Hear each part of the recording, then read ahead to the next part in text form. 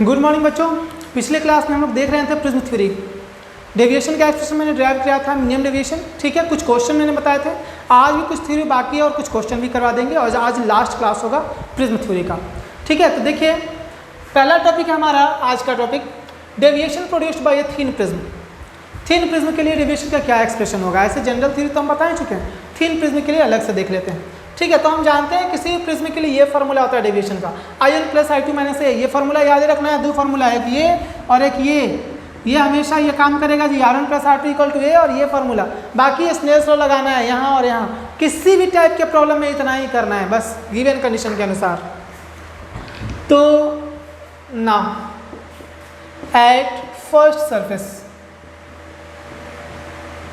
क्या लिखेंगे, 1 × sin I1 = μ × sin R2।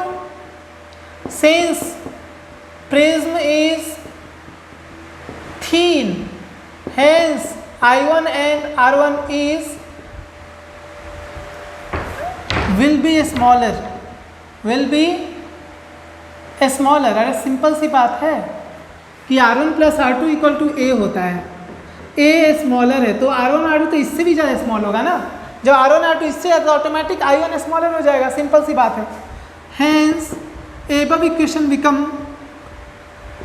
1 × I1 = μ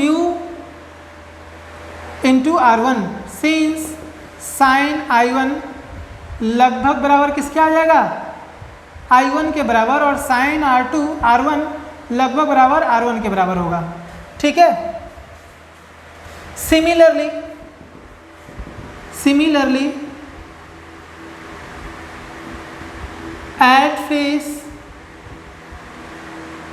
eight second face क्या हो जाएगा, I2 = μ R2। Third second, hence equation first become delta = I1 और I2 की वैल्यू पुट कर देना है। I1 क्या है, μ R1, और I2 क्या है, μ R2। यहाँ पर ये वैल्यू पुट कर दीजिए, डेल्टा = तो लिखेंगे μ R1 + μ R2 - A। μ common, R1 + R2 - A, ये हो गया डेल्टा। अब R1 + R2 क्या जानते हैं, A के बराबर होता है ना जी, तो A लिख दीजिए आप उसको, इसको मिटाते हैं। ठीक है, यहाँ से नोट कर लीजिएगा। इसके बाद इसका लिखिएगा है या this implies delta = μ A - A since R1 + R2 = A। Hence delta = μ -1 × A। ये हो गया थिन प्रिज्म के लिए डेविएशन का फार्मूला। ठीक है, ये जनरल फार्मूला है और मिनिमम डेविएशन भी इसी फार्मूला, यही कल का भी यही फार्मूला होता है। थिन प्रिज्म में यदि पूछेगा मिनिमम डेविएशन तो भी ये भी आता है, प्रूव कर सकते हैं आप। मिनिमम डेविएशन में था ना ये condition, μ = sin A + delta min. हाँ, एक ये भी फार्मूला याद रखना था जी, A/2। हाँ, इसमें आप क्या कीजिएगा, अप्रॉक्सीमेशन लगाइएगा, sin θ = θ, तो आपका यही फार्मूला आएगा, देख लीजिएगा। ठीक है, बस हो गया, नोट कर लीजिए वीडियो रोककर। थिन प्रिज्म के लिए ये फार्मूला होता है।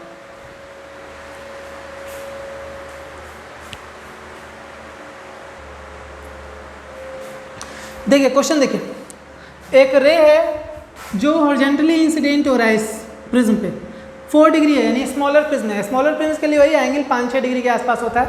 ठीक है, तो देखिए हम 2 बार रिफ्लेक्शन ना दिखा के ओवरऑल एक ही बार रिफ्लेक्शन दिखा दे रहे हैं बीच से, ये डेविएशन हो जाएगा। ठीक है, तो आपको बताना है कि कितना डिग्री से ये मिरर रोटेट करा दिया जाए ताकि ये अपने ही पाथ पे रिट्रेस हो जाए। सॉल्यूशन देख लीजिए, ऐसे बन रहा है आपसे तो बनाइए, बहुत अच्छी बात है। ठीक है, लेकिन सॉल्यूशन देख लीजिए, जिनसे बन रहा है वो वीडियो रोककर बना लीजिए। पहले क्या करना है, कोई प्लेन मिरर में कोई इमरजेंट रे कब रिट्रेस होता है ये बताइए। जब नॉर्मली फॉल होता है तभी ना रिट्रेस होता है, तो इसको रिट्रेस होने के लिए नॉर्मली फॉल होना पड़ेगा मिरर से। ठीक है, नॉर्मल तो इसका इधर है मिरर का, और कितना डिग्री बना रहा है, एंगल ऑफ इंसिडेंस यहाँ पर क्या है, ये दोनों पैरेलल लाइन है, देख लीजिए ये और ये डेल्टा तो ये भी डेल्टा हो जाएगा बाय अल्टरनेट एंगल। खुद लिखना है आपको, हम लिखेंगे नहीं उतना। अब सोचिए ये नॉर्मल इधर हो जाए यानी इंसिडेंट रे के लॉन्ग, तभी तो ये रिट्रेस होगा। हाँ, और नॉर्मल के इधर शिफ्ट होने के लिए मिरर को शिफ्ट होगा, तो नॉर्मल को शिफ्ट होना है डेल्टा से यानी डेल्टा डिग्री से, तो मिरर भी इतना ही डिग्री से शिफ्ट होगा। ठीक है, नॉर्मल को जितना शिफ्ट कराना हो उतना ही शिफ्ट कराना पड़ता है मिरर को। तो शिफ्टिंग ऑफ मिरर में हम ये लिख देते हैं, ये मिरर हुआ, रोटेट कितना करेगा, ये डेल्टा से रोटेट करेगा। ठीक है, ये हो गया new position of the mirror. ठीक है, तो लिखेंगे angle rotated by the plane mirror equal to angle rotated by the plane mirror equal to deviation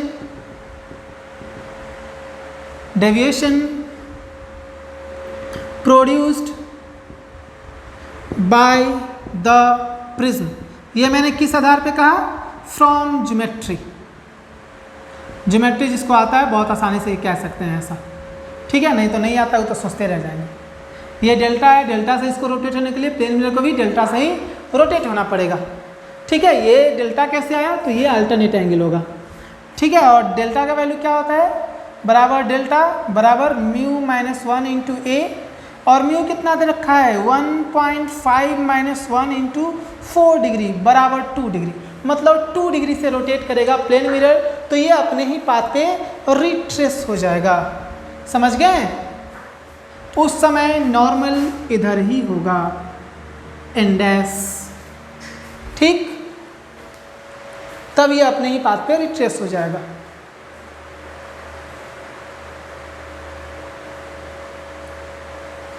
note कर लीजिए।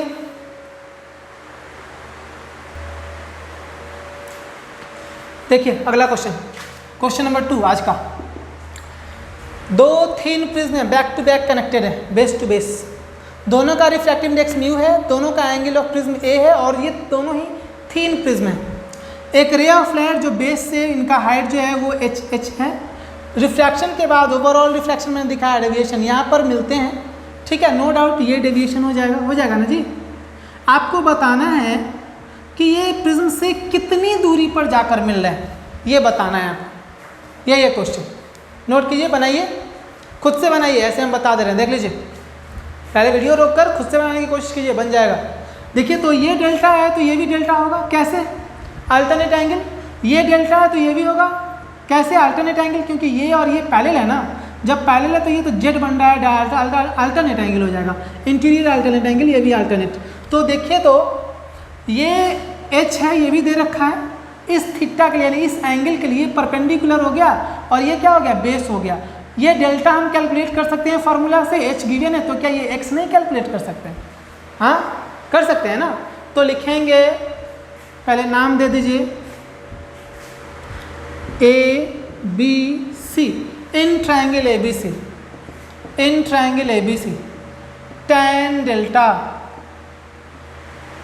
या tan डेल्टा लगभग बराबर हो जाएगा tan डेल्टा, यानी डेल्टा बराबर हो जाएगा कितना, लगभग h बाई एक्स, यानी h जो हो जाएगा, सॉरी x जो हो जाएगा वो हो जाएगा h बाई डेल्टा, और x जो हो जाएगा h बाई डेल्टा की वैल्यू कितनी होती है, म्यू माइनस 1 इंटू ए।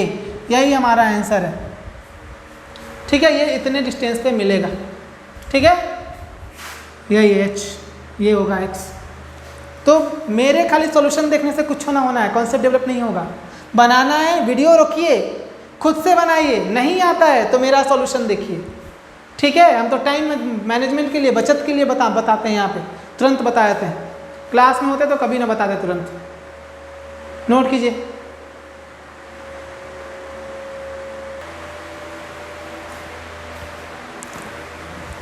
देखिए नेक्स्ट टॉपिक है deviation produced, maximum deviation produced bye ए प्रिज्म। मैक्सिमम डेविएशन, देखिए डेविएशन मैक्सिमम तब होता है जब I1 यानी एंगल ऑफ इंसिडेंस मैक्सिमम होगा। याद रख लेना ये आपको कि मैक्सिमम डेविएशन तब होता है जब एंगल ऑफ इंसिडेंस मैक्सिमम हो, और एंगल ऑफ इंसिडेंस की मैक्सिमम वैल्यू 90 डिग्री हो सकती है। एंगल ऑफ इंसिडेंस की मैक्सिमम वैल्यू 90 डिग्री हो सकती है। तो डेल्टा मैक्स क्या हो जाएगा, डेल्टा इक्वल्स जानते हैं ना, we know that delta equal to what, I1 plus I2 minus A, यानी कि delta max, hence delta max क्या हो जाएगा, I1 90 degree plus I2 minus ए दिया हुआ रहता है, I1 दिया हुआ है और I2 हमको पता करना है स्नेल्स लॉ से। रे डायग्राम देखिए, I1 मैक्सिमम 90 डिग्री हो सकता है, 90 डिग्री मतलब ये ग्रेज होकर इंसिडेंट होगा, 90 डिग्री का मतलब ये होता है ये ग्रेज होकर इंसिडेंट होगा, ठीक है, और ऐसे रिफ्रैक्ट हो जाएगा। नॉर्मल यहाँ पर आप ड्रॉ कीजिए, ये यहाँ पर हो जाएगा R1 की वैल्यू थीटा सी के बराबर आ जाएगी क्योंकि ये 90 डिग्री है इसीलिए, ठीक है ना, I1 90 डिग्री, हेंस R1 जो होगा थीटा सी, उसके बाद ये R2 हो जाएगा यहाँ पे और ये R2 पता होगा तब ना I2 होगा, और R1 प्लस R2 ए जानते हैं तो R2 हो जाएगा A माइनस R1, ठीक है। लिखेंगे ये इक्वेशन फर्स्ट, ये नहीं है जी, फर्स्ट ये है। also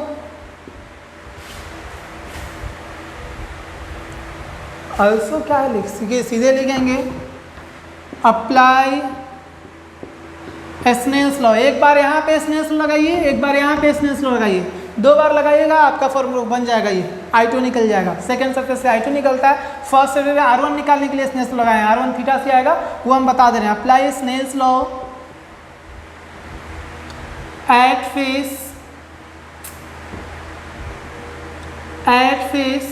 AC, sorry AB, hence 1 into sine 90 degree equal to mu into sine R1, यानी कि साइन R1 इक्वल टू क्या हो जाएगा, साइन 90 कितना होता है, साइन 90 लिख ही देते हैं, बाद में तू लोग इतना स्टेप भी नहीं समझ पाएगा, यानी कि sine R1 equal to 1 by mu, यानी R1 इक्वल टू थीटा से, ये इक्वेशन सेकेंड हो गया।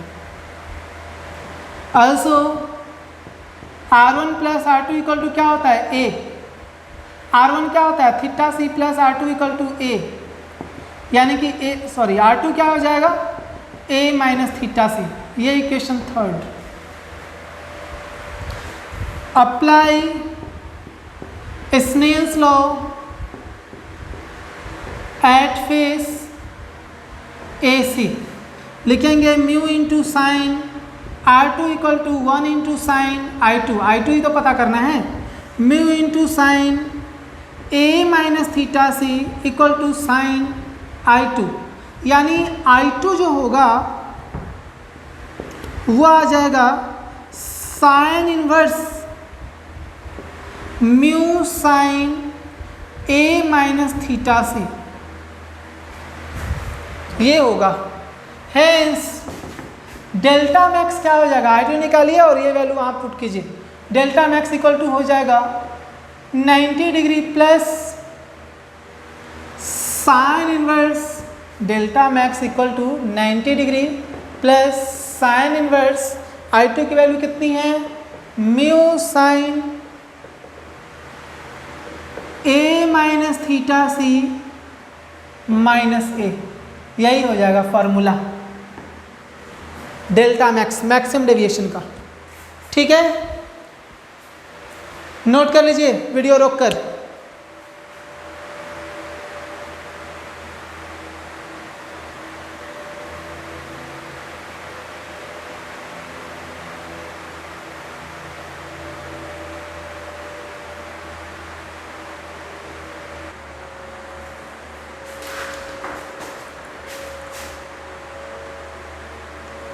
देखिए अगला टॉपिक क्या है हमारा, condition of grazing emergence.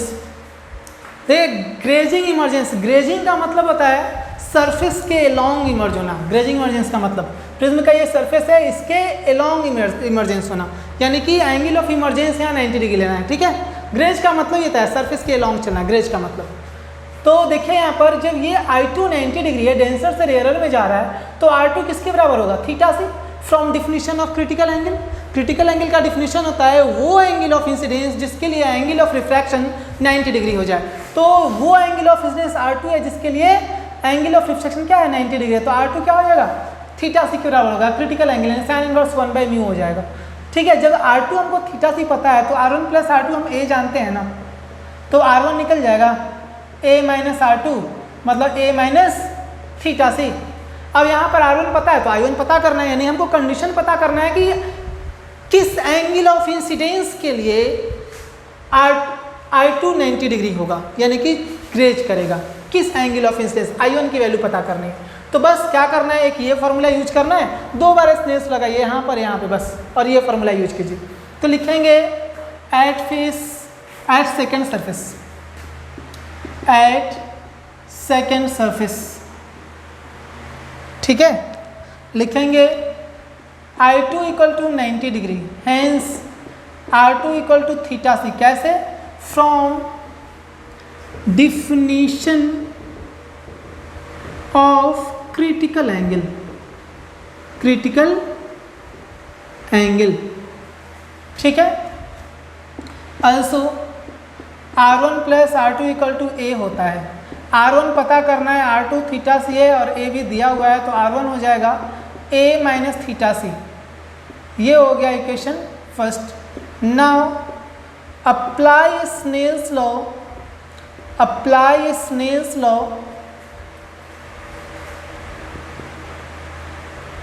Eight first surface.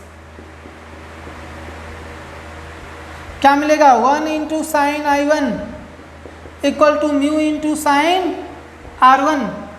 Sign R1 की वैल्यू क्या है, यानी कि sine I1 equal to mu into sine 90 minus theta C. तो I1 की वैल्यू क्या हो जाएगी, sine inverse mu into sine 90 minus theta C. यही फॉर्मूला हो गया, इस एंगल ऑफ इंसिडेंस के लिए जस्ट ग्रेज कर जाएगा इमर्जेंट रे। यही था एक्सप्रेशन, नोट कर लीजिए।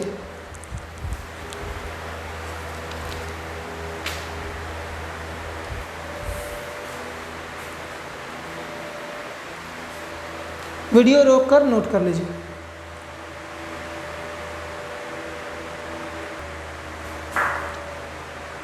चलिए लास्ट टॉपिक है हमारा कंडीशन ऑफ नो इमरजेंस, यानी कि इसमें क्या है कि एंगल ऑफ इंसिडेंस आपको फाइंड करना है जिसके लिए ये सेकेंड सरफेस से इमर्ज हो ही नहीं, यहाँ पर TIR हो जाए सेकेंड सरफेस पे, ये हमारा R1 है और यहाँ पे इमर्ज हो ही ना पाए, मतलब क्या, यहाँ पे R2 जो है ग्रेटर देन थीटा सी हो जाए। उस समय आपको बताना है कि I1 की वैल्यू क्या है, ये A है, ठीक है, यहाँ पे TIR होना है, कंडीशन ऑफ नो इमरजेंस। तो नो डाउट लिखेंगे रे विल नॉट इमर्ज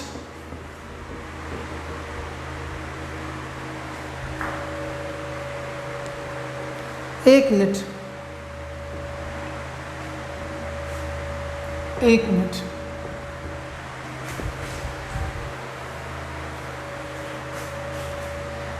ये होगा, the light will not emerge for all values of angle of incidence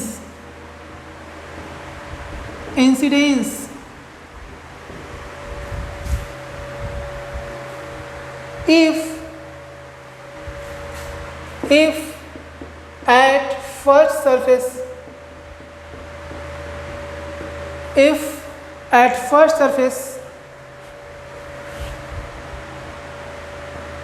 I1 equal to max, यानी कि I1 equal to 90 degree.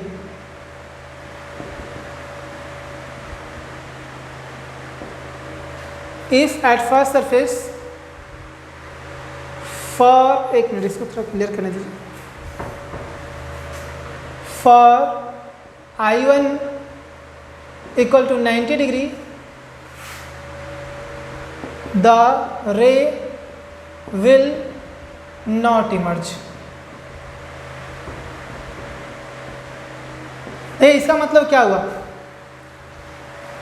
Ion equal to 90 degree ना, ion max मतलब कि that is 90 degree का। ये देखिए क्या लिखा मैंने, क्या हुआ इसका मतलब, यदि एंगल ऑफ इंसिडेंस 90 डिग्री हम लें और 90 डिग्री के लिए यहाँ पर TIR हो जा रहा है, मतलब कि ये इमर्ज नहीं हो पाया, तो 90 के लिए नहीं हो रहा है तो अदर किसी वैल्यू के लिए भी इमर्ज नहीं होगा, अदर किसी वैल्यू के लिए इमर्ज नहीं होगा। 90 पे ही इमर्ज नहीं होगा तो 90 से छोटा के लिए भी इमर्ज नहीं होगा। ये होगा उसका पाथ,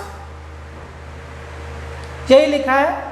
खुद कॉमन सेंस के आधार पर सोच लीजिए, ये मैक्स तो ये भी मैक्स, ठीक है, और ये मैक्स तो ये मीन, क्योंकि दोनों का जोड़ फिक्स है एक के बराबर। ये मैक्स होगा तो ये मिनिमम होगा, और मिनिमम किसके बराबर होना है, थीटा सी के बराबर होना है ना। तो I1 के लिए यदि TIR यहाँ पर हो रहा है, सॉरी 90 डिग्री के लिए यदि TIR यहाँ पर हो रहा है तो 90 से लेस एंगल ऑफ इंसिडेंस के लिए भी यहाँ पर TIR होगा, ठीक है। वही बात मैंने लिखा है, the light will not emerge for all values of, all 2 बार लिखा गया है, all values of angle of incidence if at first value for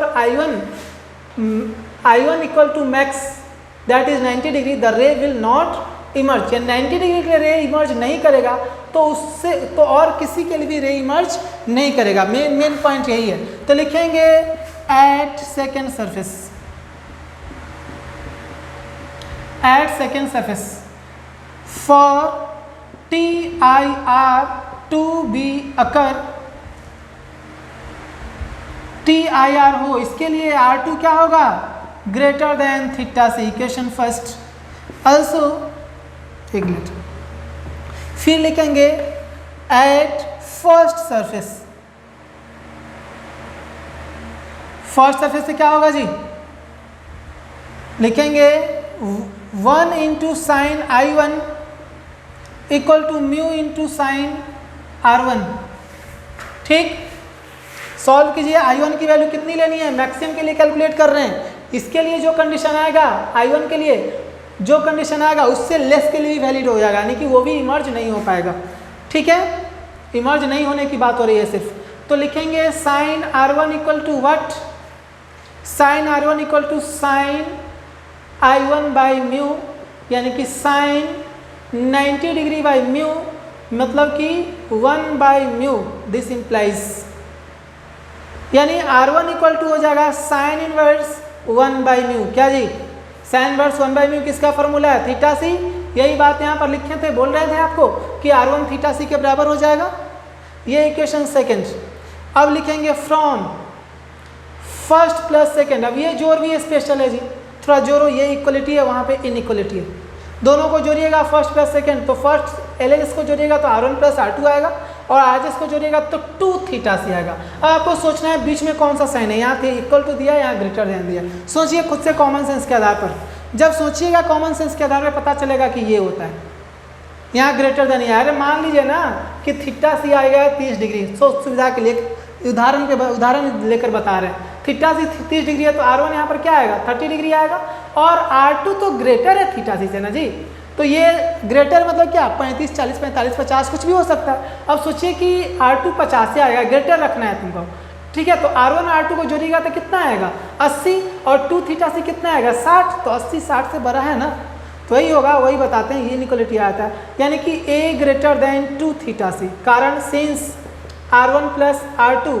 equal to A होता है, ठीक है। तो यही हो गया हमारा कंडीशन कि यदि एंगल ऑफ प्रिज्म 2 थीटा सी से ग्रेटर हो जाए तो कोई भी रे इमर्ज नहीं हो पाएगा सेकंड सरफेस से।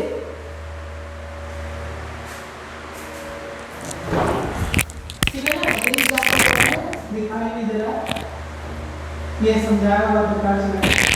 सपोज कि यहाँ पर थीटा सी 30 डिग्री है तो R1 भी 30 डिग्री हो जाएगा, ये हम समझा रहे हैं। R2 तो ग्रेटर देन थीटा सी है, मतलब R2 ग्रेटर देन 30 डिग्री, तो ग्रेटर देन 30 डिग्री है तो R2 कुछ भी ले सकते हो, 40, 50, 60, 35 कुछ भी। एग्जाम्पल के लिए आप R2 ले लो 35 डिग्री, इससे ज़्यादा जो कि 30 से ग्रेटर है, तो R1 प्लस R2 क्या हो जाएगा 65, और 2 थीटा से कितना हो जाएगा 60, तो R1 plus R2 2 theta greater है ना। तो यही है कि एक इक्वलिटी वाला और एक अनइक्वलिटी वाला इक्वेशन को जोड़ेंगे तो हमेशा यहाँ अनइक्वलिटी वाला साइन आएगा, कि ग्रेटर देन तो ग्रेटर देन वाला साइन आएगा।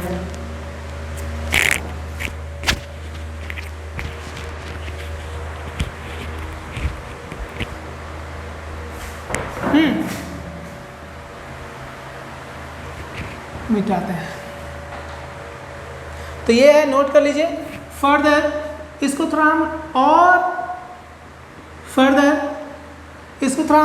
एक और फॉर्म में इसको लिखते हैं। क्या हो जाएगा, इसी को आगे लिखेंगे तो a/2 लेस देन थीटा से, लेस देन ग्रेटर देन जी, ग्रेटर देन थीटा से दोनों तरफ साइन ले लीजिए। Sine a/2 greater than sine theta C. Sine theta C पता है आपको क्या होता है, फॉर्मूला ये 1/μ होता है। म्यू को इधर, साइन को इधर, तो mu greater than 1/sin a/2, यानी mu greater than cosec a/2। दूसरा फॉर्मूला ये होगा, यदि mu greater than cosec a/2 हो जाए तो रे इमर्ज नहीं होगा। दोनों में से कोई फॉर्मूला याद रखिए बस, ठीक है। इसमें क्रिटिकल एंगल निकालना पड़ेगा इस वाले इक्वेशन में, उसमें निकालने की जरूरत नहीं है क्रिटिकल एंगल, सीधे कॉसेक का कॉन्सेप्ट लगाइए, हो जाएगा।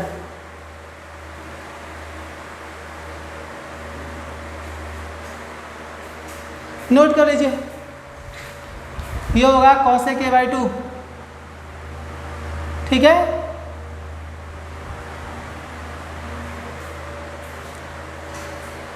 नोट कीजिए वीडियो को रोककर।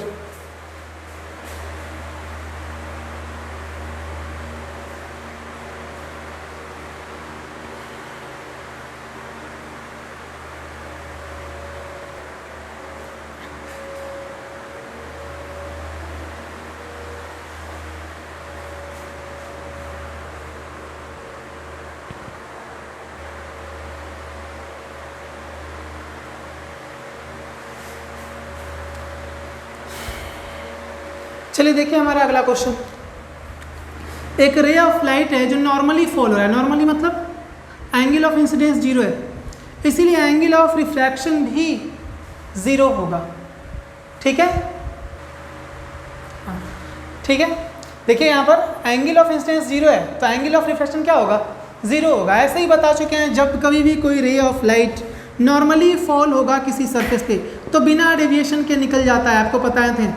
नॉर्मली फॉल होने पर बिना डेविएशन के निकल जाता है, तो बिना डेविएशन के निकल जाएगा, यानी कि नॉर्मल रिफ्लेक्टेड रे भी यहाँ पर नॉर्मल ही होगा, यानी एंगल ऑफ रिफ्रैक्शन 0 होगा। अब R1 होगा ये। अब R2 0 है तो यहाँ पर ये R2 किसके बराबर हो जाएगा, A के बराबर हो जाएगा। Since R1 plus R2 equal to A, ये 0 है, ये R2 है और ये 30 डिग्री है, तो R2 हो जाएगा ना 30 डिग्री। जब ये पता है तो ये पता नहीं कर लीजिएगा स्नेल्स लगा के, बस बोले ना पूरे प्रिज्म में 3 ही फॉर्मूला लगना है। पहला deviation equal to I1 plus I2 minus A, दूसरा R1 plus R2 equal to A, और तीसरा स्नेल्स लगाइए, एक बार यहाँ पे एक बार यहाँ पे, इतना लगा लीजिए। प्रिज्म का कोई भी क्वेश्चन बचना नहीं है, प्रिज्म का कोई भी क्वेश्चन नहीं बचेगा। तो लिखेंगे at first surface I1 equal to 0 degree, hence R1 equal to what, 0 degree. Also